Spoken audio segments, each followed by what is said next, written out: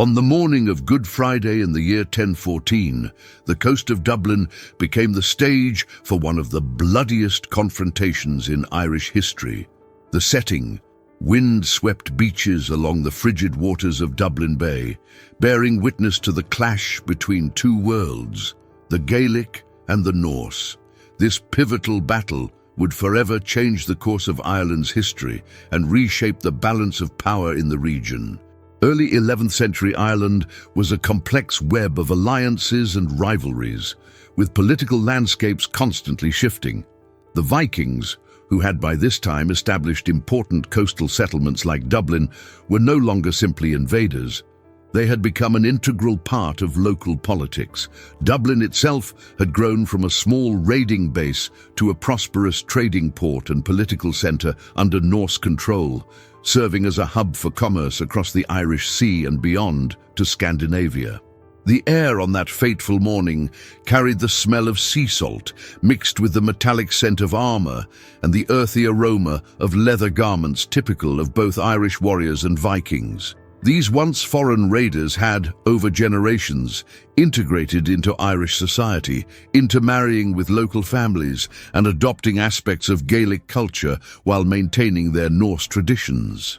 This created a unique hybrid culture in coastal settlements, particularly in Dublin, where Norse kings ruled over a diverse population. In the decades leading up to 1014, Ireland's political landscape had been transformed by the ambitions of one man, Brian Boru. Rising from relative obscurity as the king of a small territory in Munster, Brian had systematically expanded his influence, eventually claiming the prestigious title of High King of Ireland. This ascension challenged the traditional power structures, threatening both the established Gaelic dynasties and the Norse settlements that had enjoyed relative autonomy. The geographical setting of the battle was strategic. Clontarf, located just north of Dublin, featured a lengthy stretch of coastline where the River Tolka meets Dublin Bay. The terrain consisted of marshy fields backing onto the sea, with the Viking settlement of Dublin visible across the water. The ebb and flow of the tide played a crucial role in the battle strategy, limiting escape routes and dictating the timing of engagements. The broader European context is also essential to understand. This period saw Viking activity across much of Western Europe, with settlements from Normandy to Sicily. The Norse influence was waning in some regions, but remained potent in the Irish Sea. Christianity had taken root among many Viking communities, creating complex religious dynamics where Old Norse beliefs mingled with Christian practices. This religious dimension added another layer to the conflict, with Brian Boru positioning himself as a champion of the Christian Church in Ireland. Weather conditions typical of early spring in Ireland, unpredictable, often cold and wet, would have made the battlefield a challenging environment. Warriors on both sides faced not just their enemies, but also the elements, with mud underfoot and the constant presence of the sea breeze carrying the sounds of battle across the shore. The morning light would have cast long shadows across the battlefield as thousands of men prepared for a confrontation that would echo through centuries of Irish history. If you are passionate about epic battles and stories that change the course of nations, leave a like and subscribe to the Medieval Archives channel so you don't miss any of our adventures through the past. At the heart of this monumental conflict stood the legendary Brian Boru, High King of Ireland. At the remarkable age of 73, Brian had accomplished what many thought impossible, unifying much of the fractious island under his singular leadership. Born around 941 in Kincora, County Clare, Brian had risen from relative obscurity as king of the small kingdom of Dalkais to become the most powerful ruler in Ireland. His path to power was paved through strategic alliances, shrewd diplomacy, and decisive military victories. By 1014, he had spent decades consolidating his authority, breaking the traditional monopoly of the Uí Néill dynasty on the High Kingship, and forcing submission from both Gaelic kings and Norse settlers alike. Brian was not merely a warrior king, but also a patron of learning and the church. Under his leadership, monasteries flourished, manuscripts were produced, and a sense of Irish identity began to coalesce. His reign represented a rare period of relative stability in medieval Ireland, earning him a reputation that would grow to mythic proportions in later centuries. Despite his advanced age, Brian remained a formidable figure, commanding respect and inspiring loyalty among his followers. His vision of a unified Ireland under a strong central authority was revolutionary for its time. Standing in opposition to Brian's ambitions was Sigtryg Silkbeard, Sitric Silkenbeard, the Norse king of Dublin. Born of a mixed Norse-Irish heritage as the son of Olaf Cuaran and Gormflith, who in a fascinating twist was also Brian Boru's former wife, Sigtryg embodied the complex cultural intermingling of the era. Ruling Dublin since 993, he had worked to maintain the city's independence and commercial prosperity while navigating the shifting political landscape. Intelligent and calculating, Sigtryg recognized the existential threat that Brian's consolidation of power posed to Norse autonomy in Ireland. Though younger than Brian by several decades, he proved himself equally adept at forging alliances to counter the High King's influence. Sigtryg's crucial ally was Mael Morda MacMushada, King of Leinster. As Brian's former vassal, Mael Morda had personal reasons for opposing the High King, having been humiliated by him in previous encounters. As ruler of the eastern province of Leinster, he controlled territories adjacent to Dublin and saw an opportunity to reassert his independence by aligning with Sigtryg. Their alliance represented a dangerous combination of Norse maritime power and Leinster's territorial strength, forming the core of a coalition determined to break Brian's grip on Ireland. The supporting cast in this drama was equally fascinating. Murshad, Brian's eldest son and heir apparent, was a formidable warrior in his own right, said to be in his mid-40s at the time of Clontarf. Having fought alongside his father in numerous campaigns, he was renowned for his martial prowess and leadership abilities. The epic tale Cogad Gaidel Regalaib, the War of the Irish with the Foreigners, describes him as having the strength of 100 men, capable of wielding weapons in both hands simultaneously. While certainly exaggerated, such accounts reflect the high esteem in which he was held. Among the most notorious figures on the opposing side was Brodir of Man, a Viking mercenary commander known for his exceptional height, strength, and ferocity. Contemporary accounts describe him as a former Christian who had apostatized, adding a religious dimension to his villainous portrayal in Irish sources. Leading a contingent of warriors from the Isle of Man, Brodir was motivated primarily by the prospect of plunder and glory rather than political considerations. His decision to join Sigtryg's coalition would have fateful consequences for Brian Boru. The web of relationships extended further, with figures like Gormflaith, sister to Mael Morda, and former wife to both Brian Boru and Olaf Cuaran, Sigtryg's father. Her machinations from behind the scenes allegedly played a significant role in fomenting the conflict. Some historical sources suggest she actively encouraged both Mael Morda and Sigtryg to rebel against Brian, demonstrating the complex personal dynamics underlying the political confrontation. The battle also drew in other significant figures from across the Norse world, including Sigurd Hlodvisson, the Earl of Orkney, who brought a substantial force to support Sigtryg. On Brian's side stood loyal vassals like Mael Siklen II, Malachy, the former High King who had been displaced by Brian but eventually accepted his authority, along with the kings of Connaught and Munster. Various Irish clans found themselves divided between loyalty to Brian and opportunistic alliance with his opponents. Many saw the conflict as a chance to position themselves advantageously in the power structure that would emerge after the battle. The Wee Nail of the North, traditional claimants to the High Kingship, largely remained neutral, perhaps waiting to see how events unfolded before committing themselves. The battle that brought these figures together occurred on Good Friday, April 23, 1014, a day of profound significance in the Christian calendar. This timing was not coincidental.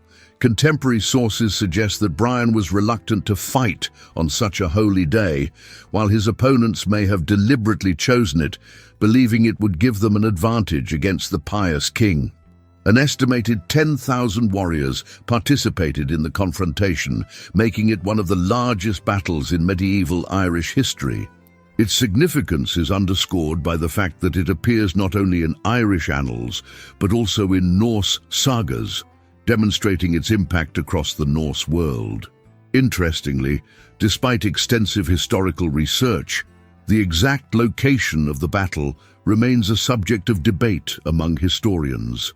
While traditionally associated with the modern Dublin suburb of Clontarf, some scholars argue that the fighting ranged across a much wider area between the Liffey and Tolka rivers.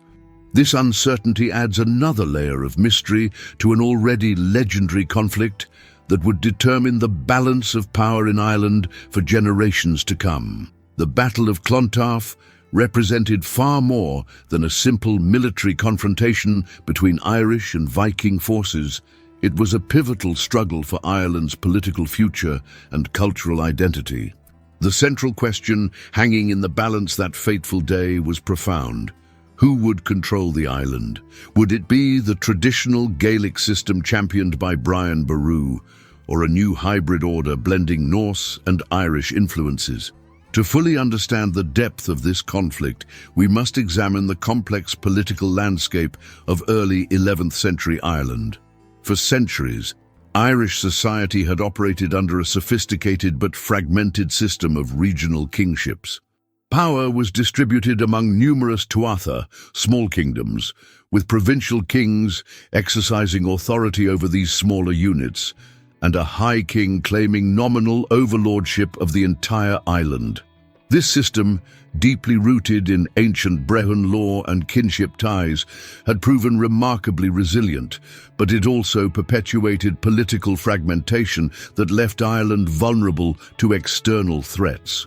The arrival of the Vikings in the late 8th century introduced a disruptive force. Initial raids evolved into permanent settlements, particularly along the coast, with Dublin emerging as the preeminent Norse stronghold. By the early 11th century, these Viking settlements had become an established part of the Irish political landscape. Unlike their forebears who came purely to plunder, the Norse of Brian's time were deeply integrated into Irish society. They intermarried with Irish families, engaged in trade, and participated in local politics, while maintaining their distinctive cultural identity and commercial networks extending across the North Sea. Brian Boru's unprecedented success in unifying much of Ireland under his rule directly challenged both the traditional Gaelic power structures and Norse autonomy. Rising from the relatively minor kingdom of Dalkais in Munster, Brian had methodically expanded his influence through military prowess, strategic marriages, and diplomatic skill. By 1014, he had accomplished what no leader before him had achieved: effective control over most of Ireland, with even the powerful northern Uí-Néill dynasties, traditional claimants to the high kingship, acknowledging his supremacy, albeit reluctantly. Brian's vision for Ireland was revolutionary for its time. Though he respected many traditional institutions, he sought to create a more centralized kingdom on the continental European model, strengthened by close ties to the Church. This represented a significant departure from the decentralized system that had characterized Irish politics for centuries. Under Brian's rule, Ireland experienced unusual stability, with Viking raids curtailed, internal conflicts reduced, and cultural and religious institutions flourishing. The coalition arrayed against Brian at Clontarf represented those who felt threatened by this new order. Sigtryg Silkbeard, as King of Dublin, feared the loss of Norse autonomy and commercial privileges. The Leinster king, Mael Morda, chafed under Brian's overlordship, seeing it as an infringement on traditional regional independence. Their alliance embodied resistance not just to Brian personally, but to the centralized model of kingship he represented. The stakes extended beyond mere political control. Culturally, the battle represented a crossroads for Irish civilization. The Norse presence had already begun transforming Irish society through trade, urbanization, and new artistic influences. The question was whether this Norse-Gaelic fusion would continue to evolve organically, or whether Brian's vision of a more traditionally Gaelic Ireland, albeit with enhanced centralized authority, would prevail. Economically, the battle had significant implications as well. Dublin under Norse rule had developed into a prosperous trading hub, with connections stretching from Iceland to the Mediterranean. The wealth generated through commerce had altered the economic landscape of Eastern Ireland. Brian's growing control threatened to redirect these economic flows, potentially subordinating Norse commercial interests to his broader vision for the island. Religious dimensions added another layer of complexity to the conflict. By 1014, many Vikings had converted to Christianity, but tensions remained between the more recently Christianized Norse and the longer-established Irish Church. Brian had positioned himself as a champion of the Irish Church, patronizing monasteries and supporting ecclesiastical reform. The battle occurred on Good Friday, highlighting these religious undercurrents and raising spiritual stakes for the combatants. The conflict also had international dimensions often overlooked in simpler narratives. Both sides sought outside support, with Brian cultivating alliances with Welsh kingdoms, while Sigtryg successfully recruited warriors from across the Viking world, including the Orkney Islands and the Isle of Man. The battle thus represented not merely an internal Irish affair, but a confrontation with implications for the broader Norse-Celtic world. For ordinary Irish people, the battle represented a choice between two visions of governance: the emerging centralized authority under Brian that promised greater stability but required submission to a stronger high kingship, versus the traditional system of regional autonomy that preserved local power but left Ireland vulnerable to external threats and internal conflict. The outcome would determine not just who ruled, but how Ireland would be ruled for generations to come. Ultimately, the Battle of Clontarf stands as one of history's pivotal moments where multiple historical currents converged. The clash between traditional Celtic political structures and emerging medieval state formation, the integration of Norse influences into Irish society, and the personal ambitions of remarkable individuals who sought to shape their nation's destiny. The blood spilled on those wind-swept shores near Dublin would determine far more than military supremacy. It would set the course for Ireland's political and cultural evolution in the centuries that followed. This battle is just beginning. Tell us in the comments, did you already know this fascinating story? Don't forget to like and subscribe to the Medieval Archives channel so you don't miss any details of the upcoming battles. As the first pale light of dawn broke over Dublin Bay on Good Friday, April 23, 1014, thousands of warriors prepared for what would become one of the most consequential battles in Irish history. The coastal plain of Clontarf, stretching northward from Dublin, transformed into a vast theatre of war as two mighty armies deployed into position. On one side stood the forces of Brian Boru, High King of Ireland. On the other, the combined strength of Sigtryg Silkbeard's Dublin Vikings and Mile Morda's Leinster men, reinforced by Norse mercenaries from across the Viking world. The battlefield itself was challenging terrain, a mixture of sandy coastline, marshy lowlands, and patches of firmer ground. Contemporary accounts describe how the armies arranged themselves across this landscape, with Brian's forces positioned in a loose arc facing Dublin, while the Viking-Leinster coalition formed their lines closer to the settlement. The High King, owing to his advanced age, remained in the rear with a small bodyguard, entrusting direct command to his son, Murchad. The battle commenced at sunrise, announced by the thunderous roar of thousands of voices raised in war cries. Imagine the scene, nearly 10,000 warriors surging toward each other, Irish troops in leather jerkins or simple tunics, many bearing round wooden shields painted with tribal designs, contrasting with the Norse fighters in their distinctive chainmail hauberks and conical helmets. The Dublin Vikings, more affluent than many of their Irish counterparts, were particularly well equipped with fine imported weapons and armour, reflecting their prosperity as traders. The initial clash reverberated across the shore as shield walls met in a deafening collision. The disciplined Norse formations, practiced in the shield wall tactics that had proven effective across Europe, pushed hard against the more flexible Irish approach to combat. According to the 12th century account Cogad Gedel Regalaib, the noise was tremendous, the clashing of metal against metal, wooden shields splintering under axe blows, and the cacophony of battle cries in Gaelic and Old Norse creating a terrifying soundscape that echoed across Dublin Bay. As the morning progressed, the tactical complexity of the engagement became apparent. Rather than a single unified front, the battle devolved into multiple intense engagements spread across the coastal plain. In the centre, Murchad's elite troops pressed hard against the Dublin Vikings, while on the flanks, contingents from Connaught and Munster grappled with Leinster forces and Norse mercenaries. The fighting was exceptionally brutal, with little quarter given.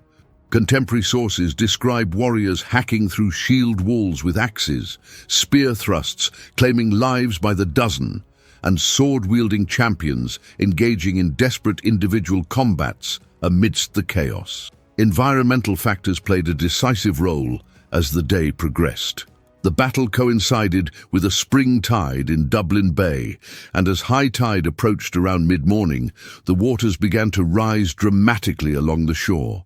This development proved catastrophic for the Viking forces, who found their naval escape route effectively cut off. Their longships, anchored offshore, became stranded by the receding tide, eliminating the possibility of quick evacuation. This tide pattern, recorded in multiple historical sources, transformed what might have been a limited engagement into a fight to the death for many Norse combatants. The battle's intensity only increased as the day wore on under the spring sun. By midday, both sides had suffered heavy casualties, yet neither had gained a decisive advantage. Contemporary accounts describe how the field became treacherous with blood-soaked mud, making footing difficult for heavily armored fighters. The wounded and dying created obstacles that fighters had to navigate, adding to the chaos and horror of the scene. Tactical innovations were evident on both sides.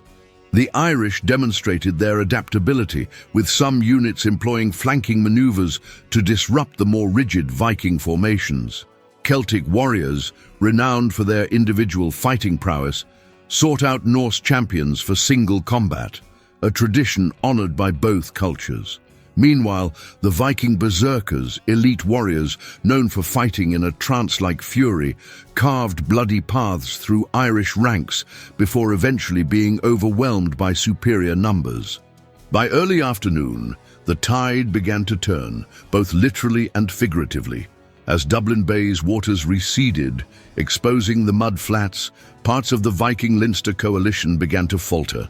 The physical strain of hours of combat in heavy armor began to tell, particularly on the Viking fighters, whose equipment, while protective, limited endurance in prolonged combat. Sensing weakness, Murchad's forces pressed harder, gradually forcing the center of the enemy line to give ground. The battle fragmented further as the day progressed, with pockets of intense fighting separated by areas where exhausted combatants withdrew to regroup. This pattern created a battlefield that contemporary chronicles describe as reminiscent of a violent tide, with waves of advance and retreat washing across the coastal plain. The cacophony remained intense, war horns signaling commands that could barely be heard over the din of combat, wounded men crying out in multiple languages, and the constant rhythm of weapons striking shields, flesh and bone. Weather conditions added another dimension to the struggle. Spring in Ireland is notoriously changeable, and historical records suggest that passing rain showers intermittently swept across the battlefield that day. These downpours temporarily reduced visibility and made the already challenging terrain even more treacherous, with warriors slipping in mud and blood as they fought for their lives. As the afternoon waned, a significant breakthrough occurred when Murchad's forces successfully split the Viking-Leinster coalition, separating Maelmorda's Leinster troops from their Norse allies. This tactical success proved decisive, allowing Brian's forces to defeat each component of the enemy alliance in turn. The first to break were some of the Norse mercenary contingents, who attempted to retreat toward their ships only to find themselves cut off by both the Irish pursuers and the returning tide. The final phase of the battle, occurring as evening approached, saw desperate fighting along the shoreline as Viking forces attempted to reach what vessels remained accessible. This retreat turned into a rout in places, with Irish warriors cutting down fleeing enemies. Historical sources describe the waters of Dublin Bay turning red with blood, as many Vikings died attempting to reach safety, either slain by pursuers or drowned in the turbulent waters while weighted down by armor. The day's fighting represented a remarkable display of the military traditions of the era. The Vikings employed tactics refined through centuries of raiding and conquest across Europe: shield walls, coordinated archer support, and disciplined formations. The Irish demonstrated the effectiveness of their more flexible approach, with lighter armed troops maneuvering quickly to exploit openings and chiefs leading from the front to inspire their followers. Both sides showed exceptional courage, fighting hour after hour under grueling conditions. By sunset, the outcome had been decided. Brian's forces had prevailed on the field, inflicting devastating casualties on their opponents.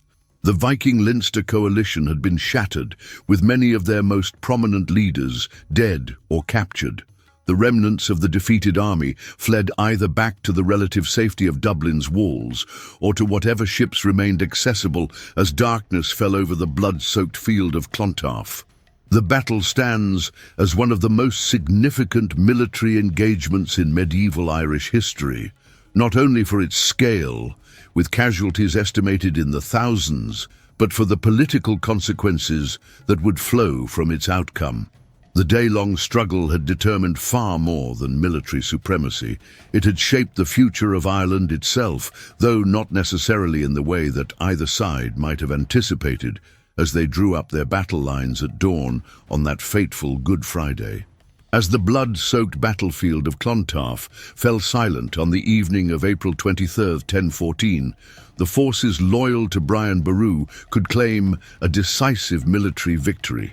The Viking-Leinster coalition had been shattered, with thousands of their warriors slain and the survivors in disarray.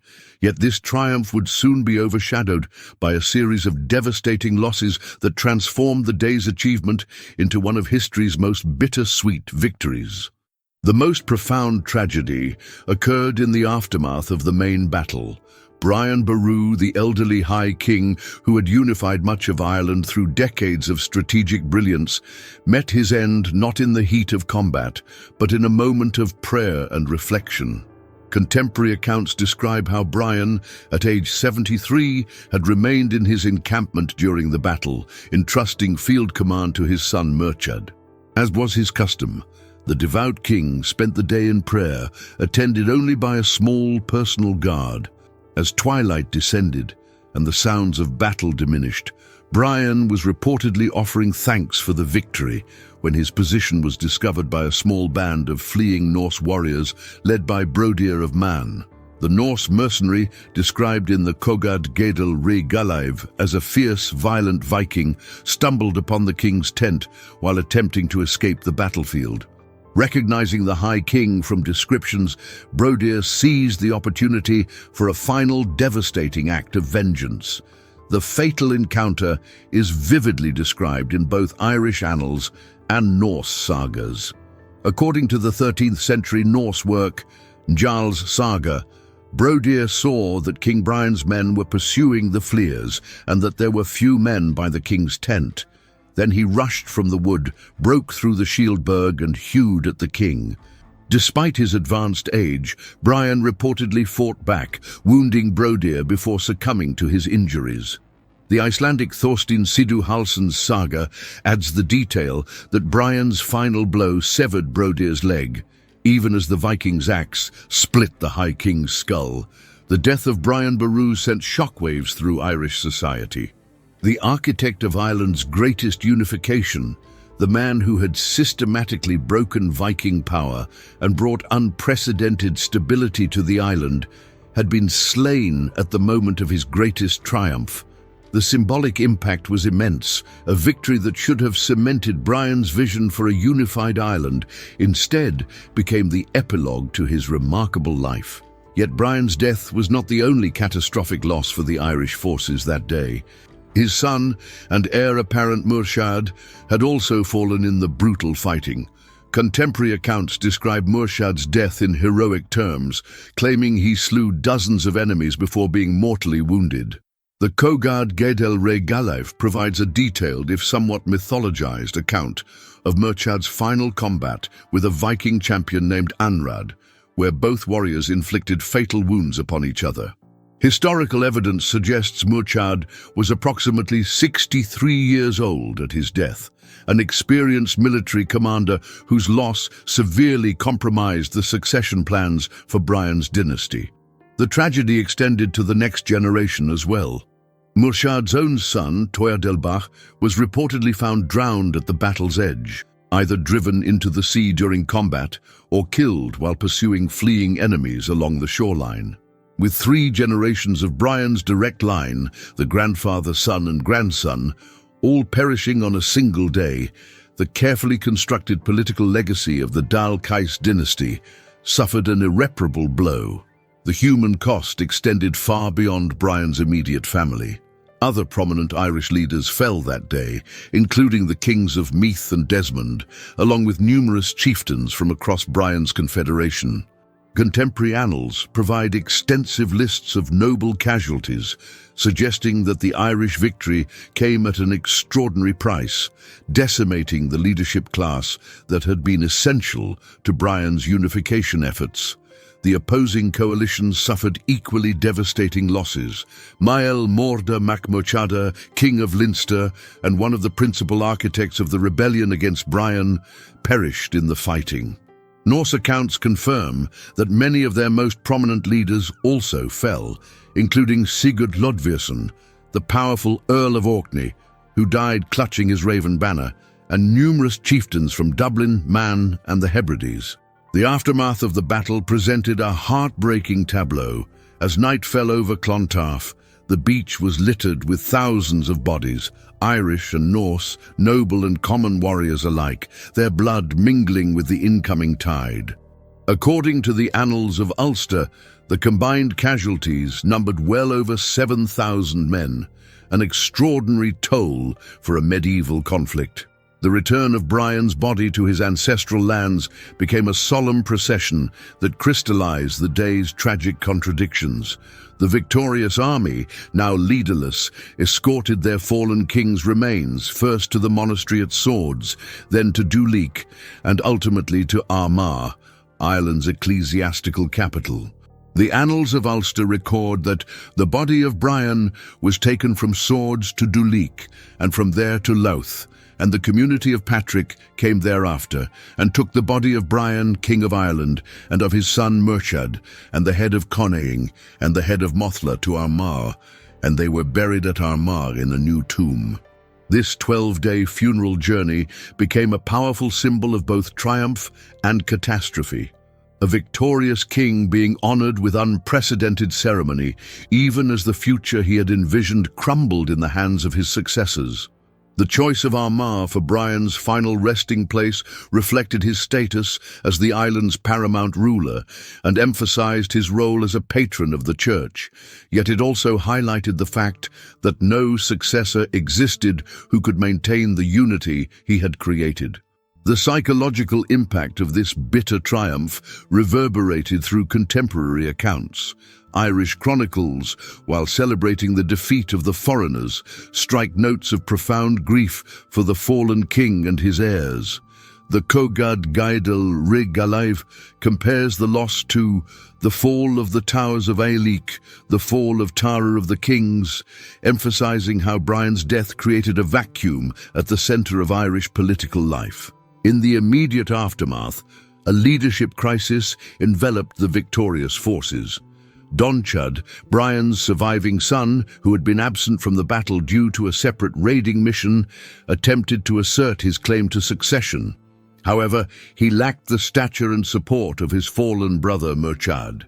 Meanwhile, Mael Secnail Macdomnail, the former High King whom Brian had displaced, moved quickly to reclaim his position, demonstrating how rapidly the political landscape shifted following Brian's death. The tragedy of Clontarf thus lies in its cruel irony, a decisive military victory that secured Ireland's freedom from Norse domination, yet simultaneously removed the leader who had made that freedom meaningful through his unifying vision. Brian's death transformed what should have been a triumphant culmination of his life's work into a pivotal moment of transition and uncertainty, altering the course of Irish history in ways that would reverberate through the centuries to come. The Battle of Clontarf stands as a watershed moment in Irish history, marking both an end and a beginning. While the immediate military outcome was decisive, effectively breaking Viking power in Ireland, its broader consequences were profoundly complex and contradictory. The legacy of this momentous confrontation continues to reverberate through Irish history, literature, and national identity, even a millennium later. First and foremost, Clontarf represented the culmination of Ireland's struggle against Viking domination. Though Norse settlements would continue to exist in coastal cities like Dublin, Waterford, and Wexford, never again would Viking forces pose an existential threat to Gaelic Ireland. The battle effectively ended 2 centuries of Norse military expansionism on the island, allowing for a cultural and political resurgence of Gaelic traditions. Contemporary chronicles celebrate this achievement, with the Cogad Gaedel Rig Alaiv proclaiming that Brian had saved the men of all Erin from foreign subjugation. Paradoxically, however, the victory at Clontarf simultaneously destroyed the political unity that Brian Boru had painstakingly constructed over decades. The death of the aging High King, along with his heir Murchad and grandson Twerdelbach, created a vacuum of leadership that could not be filled. Brian's surviving son, Donchad, lacked the political acumen and military reputation of his father and brother, while potential rivals from other dynasties moved quickly to reassert their independence. Within months of Clontarf, the coalition that Brian had assembled through diplomacy, strategic marriages, and occasional force of arms began to unravel. The former High King, Mael Secnail Macdomnail, reclaimed his title and held it until his death in 1022, but he never achieved the degree of actual authority that Brian had exercised. After Mael Secnail's passing, the High Kingship returned to its traditional, largely ceremonial role, with power once again dispersed among provincial kings and local chieftains. This political fragmentation had profound consequences for Ireland's future. The vision of centralized authority that Brian had begun to implement, modeled partly on contemporary European monarchies and potentially capable of establishing Ireland as a unified kingdom similar to England or France, disappeared with him. Instead, Ireland reverted to its traditional pattern of competing regional powers, leaving it vulnerable to the Anglo-Norman invasion that would begin in 1169, just over 150 years after Clontarf. Historians continue to debate this what-if scenario. Had Brian and his direct heirs survived Clontarf, might Ireland have evolved into a centralized medieval state capable of resisting later invasions? This question highlights the tragic irony of the battle, a victory that secured Ireland's freedom from one external threat while undermining its ability to withstand future ones. Nevertheless, Clontarf's cultural and mythological significance far outlasted its immediate political consequences. Brian Boru himself was transformed through medieval chronicles and later romantic literature into an iconic national hero, Ireland's King Arthur figure. Works like the 12th century Cogad Gaedhel Regalaib, though propagandistic and historically unreliable, helped establish Brian's reputation as the ideal Irish king, combining military prowess with wisdom, piety, and vision. By the 19th century, during the Celtic revival movement, Brian Boru had become a central figure in Irish nationalist imagery. Poets like Thomas Moore celebrated him in works such as Remember the Glories of Brian the Brave, while historical novels and popular histories emphasized his role as an indigenous hero who had successfully repelled foreign invaders. This nationalist interpretation of Clontarf obscured its more complex reality, that many Irish kingdoms had fought alongside the Vikings against Brian, and that the battle was as much about internal Irish politics as it was about expelling foreign influence. The battle's legacy extends beyond politics into religious and cultural spheres. Brian's association with Good Friday, dying on Christianity's most solemn day while defending Ireland and the faith, contributed to his semi-sacred status in later traditions. Monasteries preserved and embellished his memory, emphasizing his patronage of churches and his role as a champion of Irish Christianity against, partially, pagan Norse forces. The legendary Brian Boru harp, now featured on Irish euro coins and as the symbol of Guinness beer, further demonstrates his enduring cultural significance. In military history, Clontarf deserves recognition as one of medieval Europe's most consequential battles. With an estimated 10,000 participants and thousands of casualties, it ranked among the larger conflicts of the age. The tactics employed, from Viking shield walls to Irish charges, provide valuable insights into warfare of the period. The battle also effectively marked the beginning of the end for Viking military expansion in Western Europe, coinciding roughly with other setbacks to Norse power in England and Normandy. Archaeological discoveries continue to enhance our understanding of the battle and its era. Excavations in Dublin have revealed Viking artifacts from the early 11th century, including weapons, armor, and trade goods that illustrate the material culture of the time. These findings help contextualize the written accounts, showing that Dublin was indeed a prosperous center with extensive international connections, exactly the kind of prize worth fighting for. For modern Ireland, the Battle of Clontarf and Brian Boru's legacy remain potent symbols of national identity and historical continuity. The millennial commemoration in 2014 drew international attention, with scholarly conferences, public exhibitions, and community events celebrating this pivotal moment in Irish history. These commemorations reflected both historical scholarship and the emotional resonance that Clontarf still carries for many Irish people. Perhaps the most profound aspect of Clontarf's legacy is how it demonstrates the unpredictable nature of historical turning points.